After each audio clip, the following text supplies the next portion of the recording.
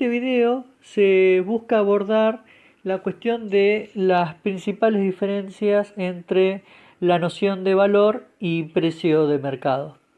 Para esto, al igual que en el video anterior, lo vamos a hacer desde la revisión de los principales pensadores en la historia del pensamiento económico, la mirada de los autores clásicos, en primer lugar, Smith, Ricardo y Marx, y reconociendo que el principal problema de investigación o la principal pregunta que estos autores buscaban dar respuesta giraba en torno a identificar qué es lo que le da valor a las cosas que se intercambian en los mercados, que se venden y se compran en los mercados.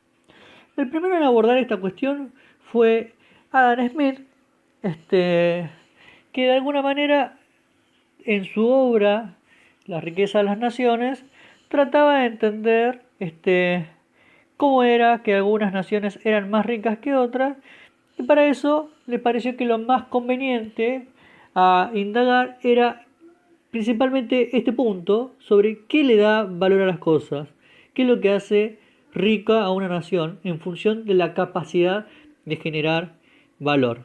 Entonces, en la obra de Adam Smith se pueden encontrar dos teorías del valor.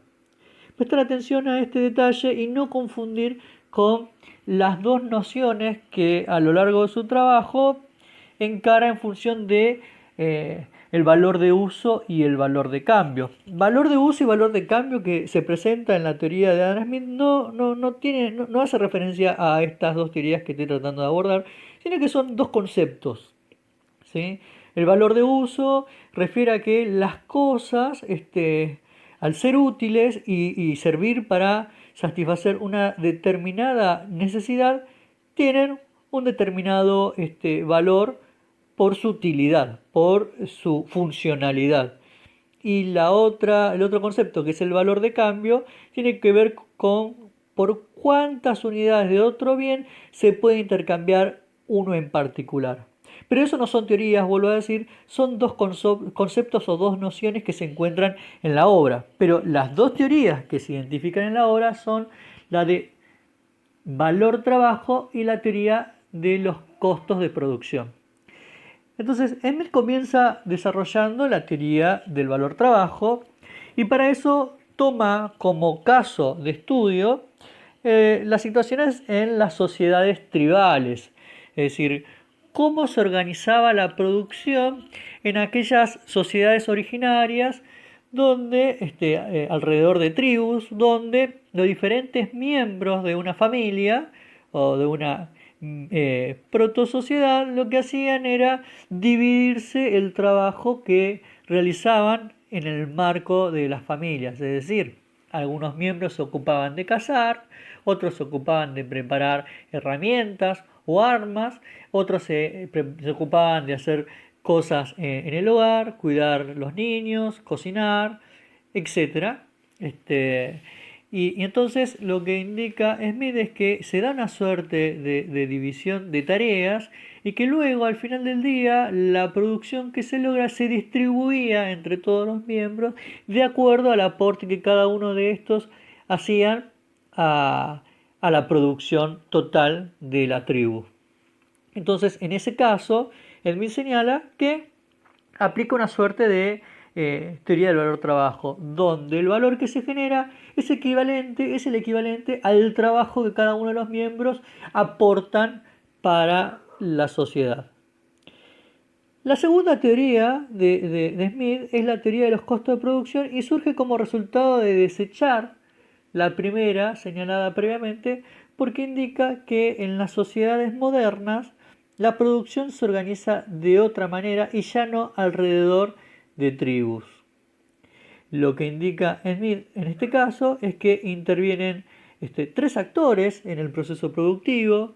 Estos son el dueño de los medios de producción, que lo conocemos con el nombre de capitalista, el trabajador, que lo que aporta al proceso productivo es su fuerza de trabajo, y el terrateniente, que es el propietario del lugar o de las tierras donde se realiza la actividad productiva. y que todos ellos, al participar del proceso productivo, exigen a cambio una retribución. Entonces, para el caso del trabajador lo que exige es un salario, el terrateniente exige una renta y el capitalista exige una ganancia o beneficio. Entonces, lo que va a señalar Smith, de acuerdo a esta segunda teoría, la teoría de los costos de producción, es que entonces el valor de la cosa, el valor de lo que luego se lleva al mercado, es el equivalente a la sumatoria de las retribuciones de todos los actores que intervienen en el proceso productivo. Entonces, en las sociedades primitivas, donde aplicaba, según Smith, la teoría del valor-trabajo, el valor era una función del trabajo incorporado por todos los miembros de la sociedad o de la tribu, y en las sociedades modernas el valor de las cosas era igual a la sumatoria de las retribuciones de todos los actores que intervienen del proceso productivo. Es decir, el valor es igual a las rentas, más las ganancias, más los salarios. Luego, David Ricardo retoma este trabajo de Adam Smith y desde una perspectiva crítica y señala que en realidad lo que ocurre en las sociedades es lo que había descrito en el marco de la teoría del valor-trabajo, ya que lo único que le da valor a las cosas es el trabajo incorporado.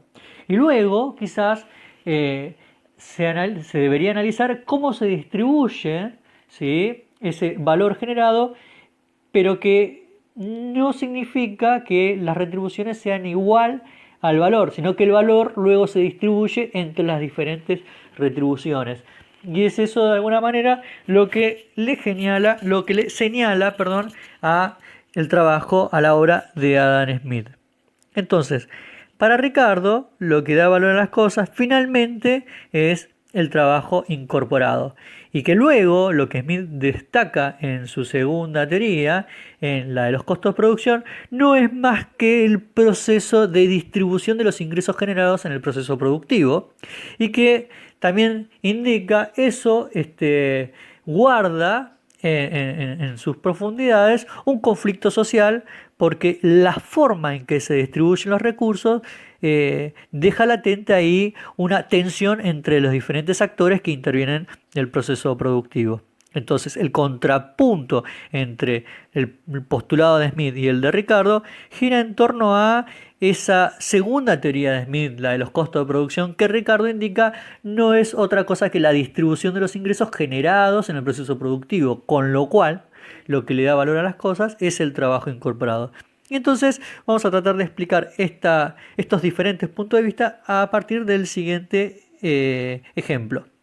Vamos a suponer, la composición de valor según el trabajo de Smith o la noción de Smith y en relación al trabajo de Ricardo. Entonces, fíjense ahí que tenemos estos dos recuadros donde están conformados por las retribuciones. Entonces estos recuadros significarían el valor de una cosa producida por el trabajador, el capitalista y el terrateniente. A la izquierda se observa que, según Smith, el valor total de una cosa es igual a la sumatoria de pi, w y r. Y entonces, en principio, podríamos aceptar eso para el caso de Ricardo. También es decir que en una situación de inicio de este ejercicio comparativo, podríamos suponer dos unidades de un bien que valen lo mismo y que se distribuye y que sus ingresos se distribuyen de la manera que figura ahí consignado. Entonces, la cuestión crítica a resolver por las teorías de Smith y Ricardo es en función de ver qué pasaría o cómo se resolvería si alguno de estos actores que intervienen en el proceso productivo quisiera exigir una mayor retribución a cambio de lo que aporta en el proceso. Y veamos ahí cómo la respuesta de cada autor es diferente. Según la mirada de Smith, entonces, si por ejemplo el capitalista exigiera una mayor retribución por adelantar los medios de producción, el resultado final sería que aumenta el valor de la cosa, el valor de la mercancía. ¿Sí? Fíjense que la porción que corresponde a pi se amplía y con eso se amplía el recuadro, lo que representa el valor de una mercancía. Sin embargo, Ricardo lo que señala es que si no se incorpora más trabajo a la cosa, entonces su valor no cambia. Entonces, si no cambia el valor porque no se incorpora más trabajo al proceso productivo, pero alguno de los actores exige una mayor retribución, a cambio, lo único que ocurre es que se da una modificación en la forma de distribuir las retribuciones. Entonces, eso genera que, por ejemplo, en el caso del recuadro a la derecha, al ampliarse pi hacia abajo, se reduce aquella porción que correspondería o que correspondía a las retribuciones del trabajador. Se reduce W frente al aumento de pi. Entonces, resumiendo, según Ricardo, si no se incorpora más trabajo, no se modifica el valor, y si alguno de estos actores que intervienen en el proceso productivo exige una mayor retribución sin incorporar más trabajo, lo que ocurre es que se da una redistribución de los ingresos de los actores que intervienen en el proceso productivo. En cuanto a la mirada de Marx al respecto, él revisa los trabajos de Smith y Ricardo, también sostiene que lo que le da valor a las cosas es el trabajo incorporado, al igual que Ricardo, pero señala que además hay que tener en cuenta el impacto que tiene la sociedad en el proceso productivo. Es decir, lo que se produce al interior de un taller no es mercancía hasta que no llega al mercado. Porque lo que señala Marx es que los que intervienen del proceso productivo están produciendo un bien, pero que ese bien no es para el consumo propio, sino que en las unidades productivas, en los talleres, se produce para llevar ese bien al mercado. Se produce para el mercado, no se produce para el consumo propio, como por ejemplo era en las sociedades feudales.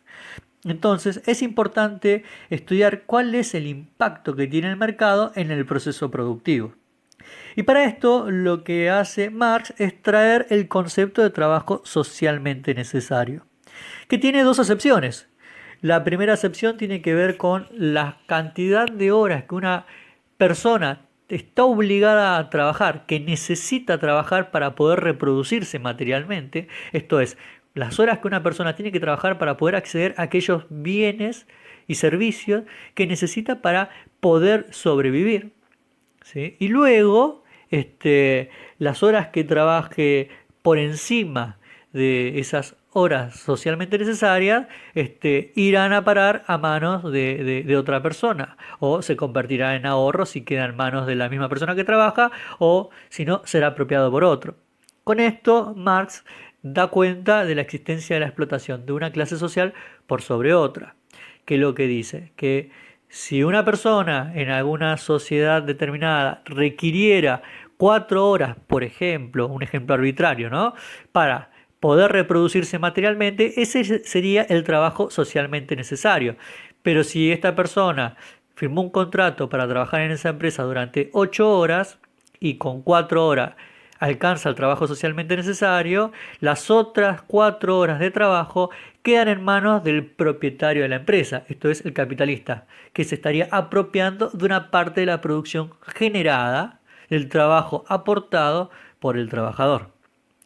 Sin embargo, la acepción de trabajo socialmente necesario a la que hace referencia Marx es la que refiere a la tecnología promedio o tecnología modal con la que produce la mayoría de las empresas de una sociedad, de un mercado.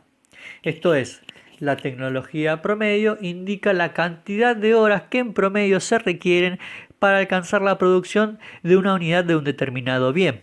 Entonces, por decir otro ejemplo arbitrario, vamos a suponer que para producir un determinado bien, la mayoría de las empresas de un mercado en promedio requieren 5 horas para producir una unidad de ese bien.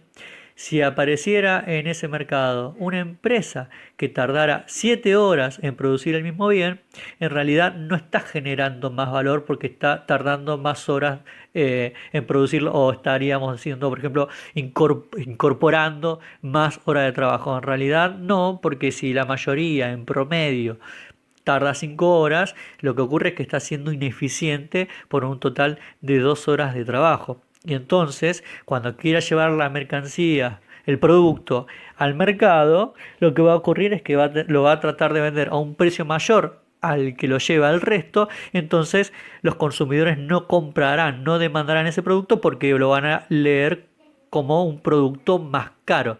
Entonces, al traer la idea del mercado en la teoría del valor trabajo, lo que hace Marx es darle una culminación a una elaboración epistemológica que empezó con Adam Smith, continuó con Ricardo y que culmina en la obra de Marx. Esto es, según Marx, las cosas recién se convierten en mercancía cuando van al mercado y se comparan formas de producir el mismo bien, se comparan tecnologías. Es decir, en pocas palabras, una mercancía se valida en el mercado. Es el mercado en que en última instancia le da valor a las cosas. Las cosas no adquieren valor dentro del taller, sino que adquieren su valor cuando son llevadas al mercado. Con esto se podría decir que tenemos una explicación clara de lo que significa o de lo que consiste el valor de una mercancía. Sin embargo, decir que la teoría del valor trabajo termina con la obra de Marx implica aceptar una serie de cuestiones que ponen al descubierto temas muy conflictivos en términos políticos y sociales, porque reconocer que una clase social explota a otra, claramente genera un conflicto político muy fuerte y de alguna manera al revisar la historia social general del mundo se encuentra que luego de la obra de Adam Smith hubo un montón de revueltas de trabajadores, paros y conflictos que tenían fuerte implicancia económica, política y social.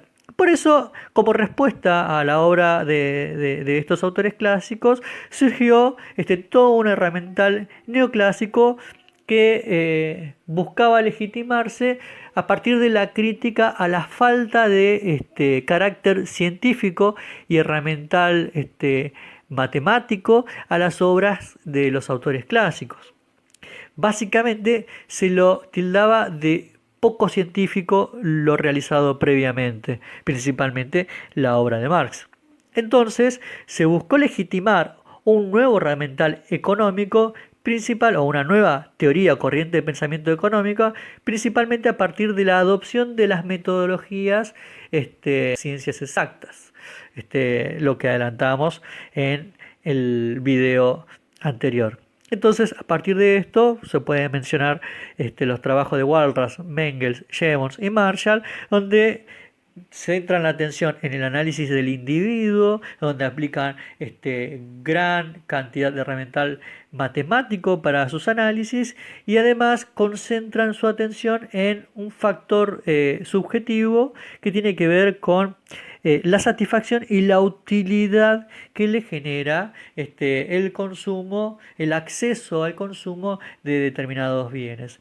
Utilidad en el sentido de Bentham, ¿sí? Otro filósofo que lo que decía es que las personas buscan ampliar lo más posible su nivel de bienestar. Entonces, en este caso, utilidad es el equivalente a bienestar. Las personas consumen bienes porque buscan ampliar su nivel de satisfacción, porque buscan satisfacerse, porque buscan ser felices, porque buscan ampliar el nivel de utilidad. Entonces, estos autores van a construir su nueva teoría económica a partir de la noción de utilidad y la satisfacción individual de los actores económicos. Entonces, si uno traslada estas nociones y principalmente el concepto de valor y lo compara con el precio, se puede observar que entonces el valor de las cosas está definido principalmente por lo que ocurre a lo largo del proceso productivo y su validación en el mercado. Es decir, fuertemente el valor de las cosas se encuentra muy condicionado por cómo son producidas socialmente. Entonces, el valor de las cosas tiende a mantenerse relativamente estable en el tiempo. ¿Y cómo se mide el valor de una cosa? Se lo mide en la comparación con otra. Es decir, el valor de una cosa en términos comerciales sería en términos de trueque. Es decir, cuántas unidades de un bien son requeridas para acceder a una unidad de otro bien. Y eso nos vendría definiendo el valor de una mercancía en relación a otra mercancía. Pero el precio es una expresión monetaria, dineraria y nominal de una cosa que es mucho más volátil que el valor. Porque, por ejemplo, como lo señalo ahí en esa diapositiva, el precio de una cosa puede cambiar muy dinámicamente en procesos inflacionarios. Pero si el aumento de precio afecta a todos los productos, a todos los bienes por igual, en la misma proporción, el valor no se va a ver afectado, sino lo que se observa es una modificación del precio, de la expresión dineraria nominal del precio, pero la tasa de intercambio de un bien por otro puede no verse afectado. Es verdad también que en procesos inflacionarios se va distorsionando la tasa de intercambio de un bien por otro en determinados sectores. Pero eso no contradice el hecho de que efectivamente el valor de las cosas tiende a ser relativamente más estable con el transcurrir del tiempo, con el paso del tiempo, y los precios tienden a ser más volátiles. El valor de las cosas se ve afectado por cambios más de carácter estructural, innovaciones y mejoras tecnológicas, mientras que el precio se ve afectado principalmente por las fuerzas de mercado. Por decir un ejemplo, en contextos de pandemia como los que estamos atravesando ahora, el precio del alcohol en gel y de los barbijos se ha incrementado fuertemente, pero no porque se haya dado alguna modificación en el proceso productivo de los mismos, sino porque se dio una ampliación muy fuerte, muy rotunda en la demanda de este tipo de bienes. Pero una vez superado la instancia más crítica de esta pandemia, podría esperarse que el precio relativo de estos bienes en relación a otro tienda a modificarse y con eso acercarse más a la relación entre los productos según el proceso productivo. Pero en resumidas cuentas, el valor surge del proceso productivo y del impacto que tiene en los mercados, y el precio, que es una expresión nominal o monetaria del valor de los bienes, tiende a variar más fácilmente que el valor.